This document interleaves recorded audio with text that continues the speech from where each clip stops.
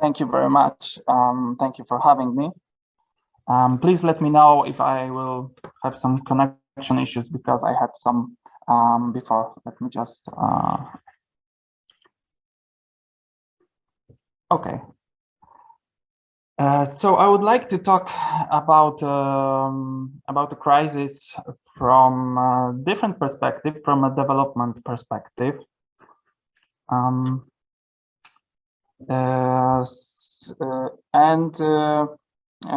start off,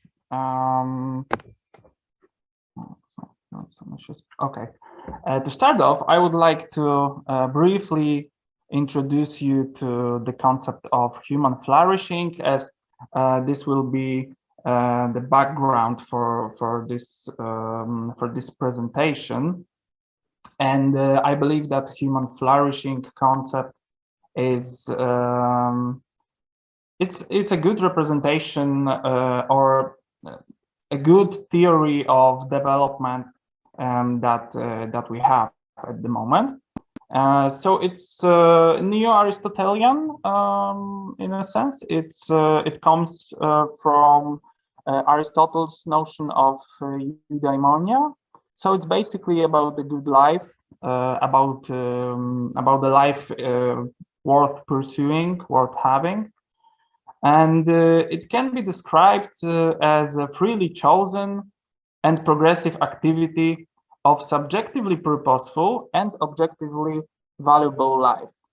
So these two components of subjectivity and objectivity are important in here because this activity, which constitutes flourishing, has to be both subjectively desirable and also objectively valuable. So it cannot be just any activity. And we can further describe it as an actualization of our natural human capacities. And so Aristotle brought the notion of virtues, moral virtues, intellectual virtues, or civic virtues. These all should be the aim of personal development. We should develop such virtues, and phronesis, or a practical wisdom, should be like a meta virtue which guides us and tells us, this practical wisdom, how should we behave in any particular moment. Should we what is courage, for example? This we should know from our practical wisdom, from experience. It is worth noting that flourishing is not equal to subjective well-being or happiness. It is more than that. So a person can be flourishing in some sense, but not be perfectly happy, or their subjective well-being might not be in a perfect stance at the moment. So it's worth noting that. So my question is, as I'm interested in human flourishing, human development, so what constitutes the progress towards flourishing? And part of that flourishing concept is also a mental development. So our inner progress.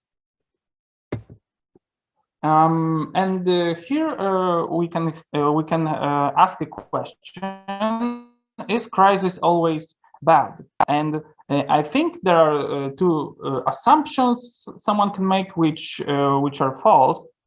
That crisis and disintegration, that these two are only negative processes. The other one is that there is only one basic path for development that every human should take. I will try to argue that this is actually not the case. And the basis for that will be the work of Kazimierz Dombrowski, who was a 20th century Polish psychologist, psychiatrist, a poet. He was he was actually a philosopher as well. His theory, his work is very complex and deep. So this presentation is only a brief summary, and I would just like to bring forward his notion and maybe just to pursue some discussion. So Dombrowski believed that identity and personalities, that these are not birth-given qualities. These are rather some potentialities that every human being can and should develop.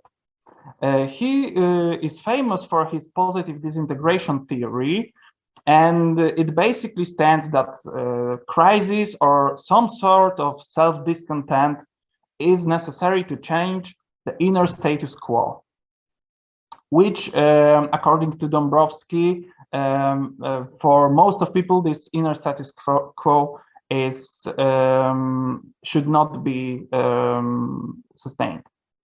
And so, to quote himself, crises are periods of increased insight into oneself, creativity, and personality development. So going into Dombrowski work, I will start with his philosophical backgrounds, but there is much more than that. His basic assumptions are much more complex, but what is most important is his ontological and epistemological assumptions about reality, that it's multi-level. So the structure of environment, of both external and internal human environment, is multi-level. So it and both reality as a whole and every particular phenomenon is multi-level. So there are different layers of reality. He also believed in multi-level of knowledge. He believed that there's a distinction between external empiricism, for example, and physics would be the science which observes that, and internal empiricism. And here comes mathematics or personality, which is important for us, which is a different kind of knowledge, so a different level of knowledge. Dombrowski believed that human functions such as thoughts, perception, feelings, imaginations, intuition, that these may be different, and that these are different, and they come on different levels. He also believed, and this is very important, that he believed in an existence of objective and absolute hierarchy of values and goals, and that these values, that humans can perceive these values through emotions. So summing up, there are different levels of reality, and he came to the conclusion that there are also different levels of personality development. And so let's get into that. But first, I would like to briefly talk about what are personality development factors according to Dombrowski. So let us look at the first two at the bottom. So number one, this is basically genetics. So some inherent properties of the individual. So our height, our weight, our eye color, our voice, and so on. So this is basically our genetics. This is, I think we can agree that this is an important factor of our development. And also a second one is cultural and social environment. So these both, according to Dombrowski, are important factors of personality development. But also there's a third one, And it's worth noting that this one is not a necessary one. It doesn't occur in every person. It is underlined by a personality ideal. So a person has to have some personality ideal within themselves. They have to have some ideal to refer to in order to have this third factor. And this third factor of development are authentic and autonomous decision making. And it's very important, as we will see later on, that this third factor occurs for a personality development or a personality as a whole to even occur. Also,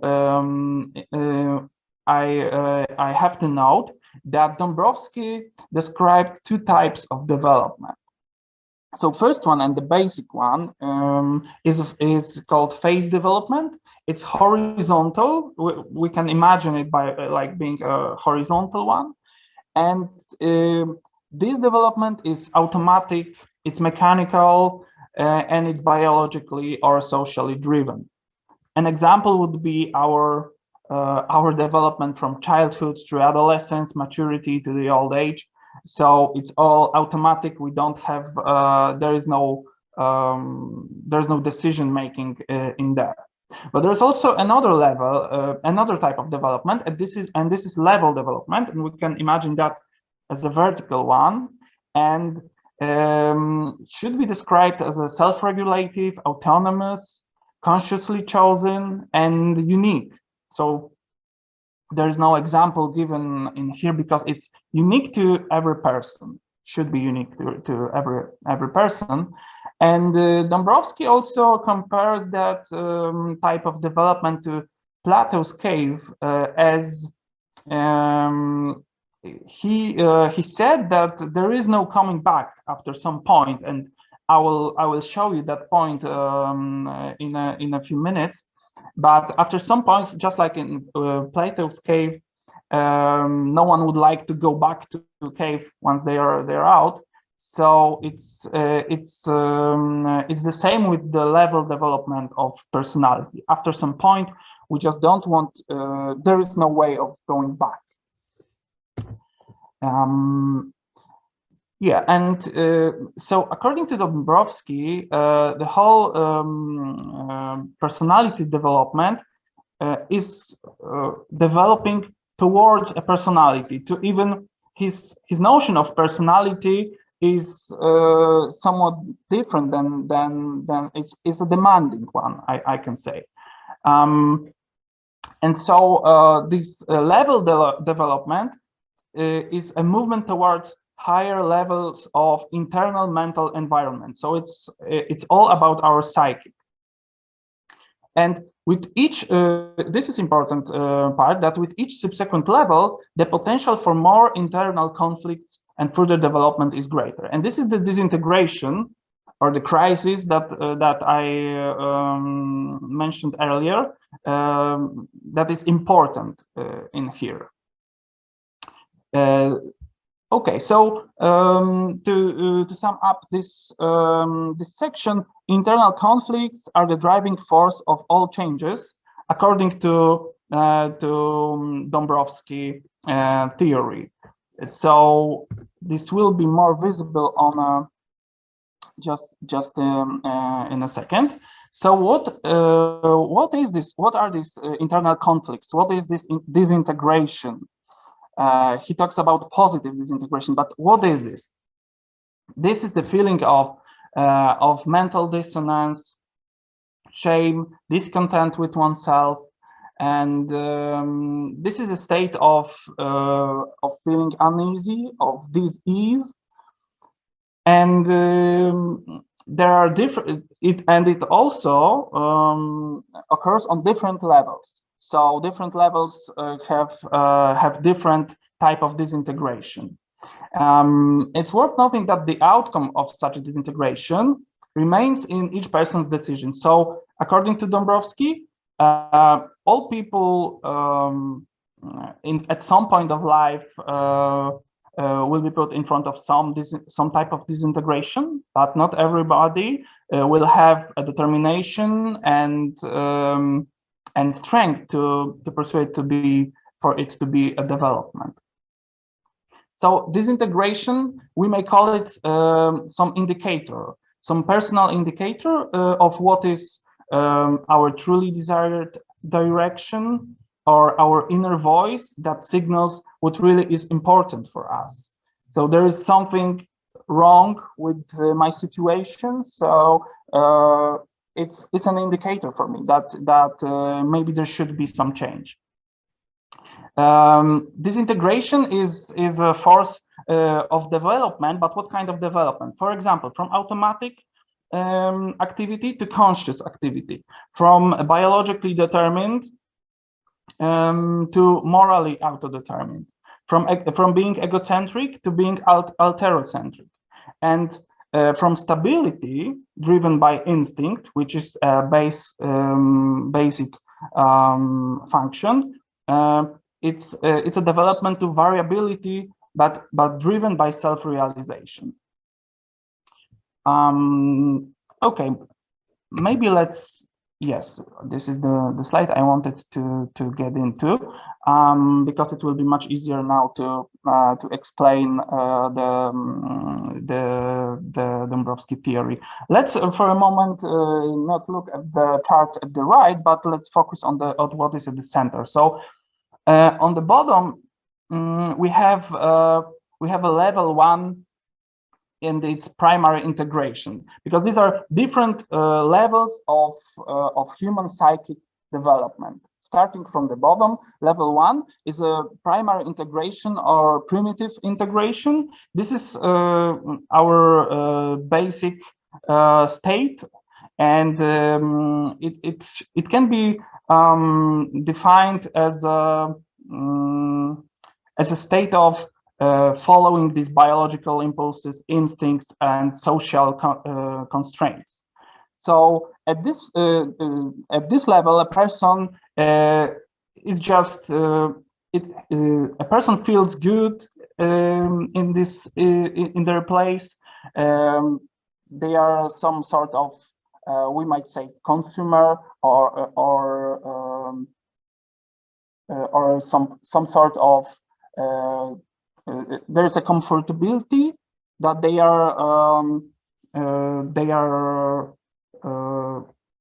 are feeling well. They don't feel any discontent with themselves, and only at the level 2 there is some disintegration happening.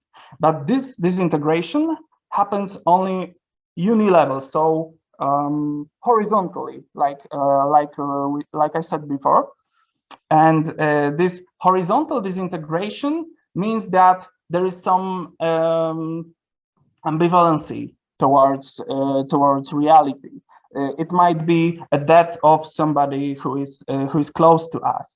It might be some very unlucky event, and this unilevel disintegration happens, and it is, according to Dombrowski, it is up to us what we decide to do with that. At level 2, when disintegration happens, we might feel uneasy. For example, nowadays we may feel uneasy with progressive consumerism, and some people living day to day might feel uneasy that there is just, I don't know, a lot of plastic, a lot of rubbish that we are creating.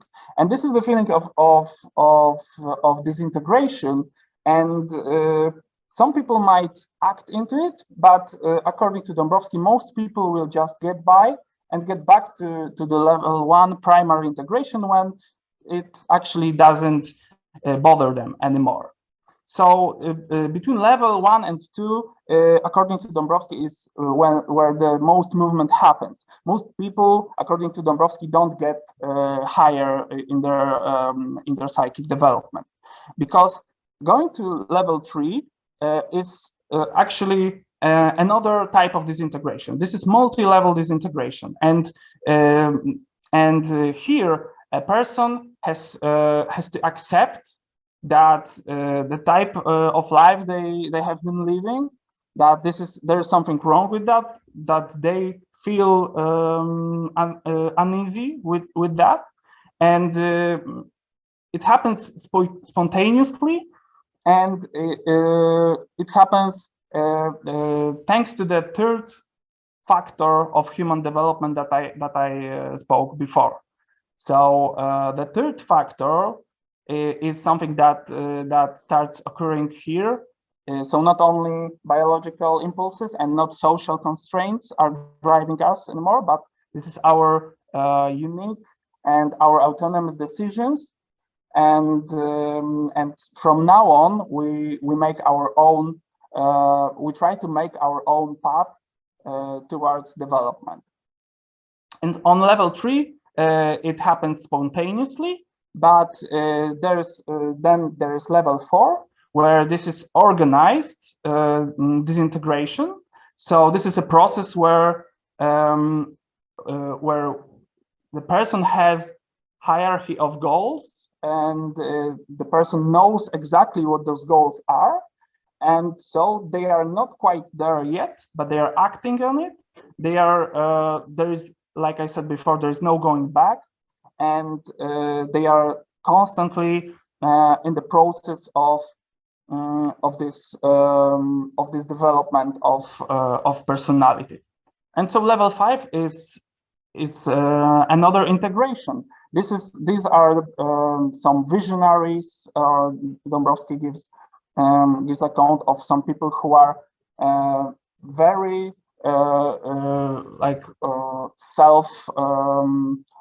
they are not self-oriented, but they know what their values are, and they're acting exactly on in line with their values.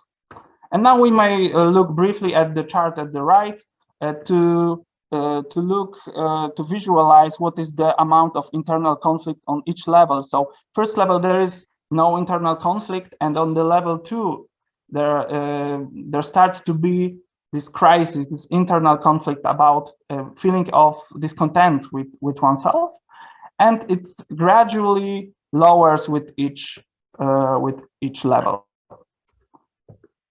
Okay. Maybe to sum up Dombroski theory, I will give his quote. Maybe it will be the best way to sum it up. Human and social reality appears to be submitted to the law of positive disintegration. If progress is to be achieved, if new and valuable forms of life are to be developed, lower levels of mental functions have to be shaken and destroyed, and a sequence of processes of positive disintegration and secondary integrations are necessary. Consequently, human development has to involve suffering, conflicts, inner struggle. Yes, so I don't know if there's still time, but some examples of of that might be like a Socrates or any visionary we may admire or we can think of. We can actually, when looking from the basis of Dombrowski theory, we can ask: was it a gradual positive disintegration that for example, Socrates developed to leave the social constraints behind, to stand against society of his time? Also, another example might be St. Paul's Damascus experience, a sort of epiphanic experience, when there was a revelation that God revealed himself for St. Paul's. And so we can kind of ask if development can happen overnight. Should it be a process? According to Dombrowski, it's a slow process, but there are accounts of such a great development like happening in a way of conversion. And some questions from me are, first of all, is positive disintegration actually possible for everyone? And Dombrowski's answer was no, that it's not possible for everyone. Disintegration is for everyone, but not positive one. So not According to Dombrowski, not everyone is capable of positive disintegration, but I would argue if that's the case because of some inner human characteristic, or is it the environment that is the cause of that? Another question might be, does every person need crisis for personal development? So Dombrowski gives us a good account about how crisis and inner conflict can be positive and can lead to.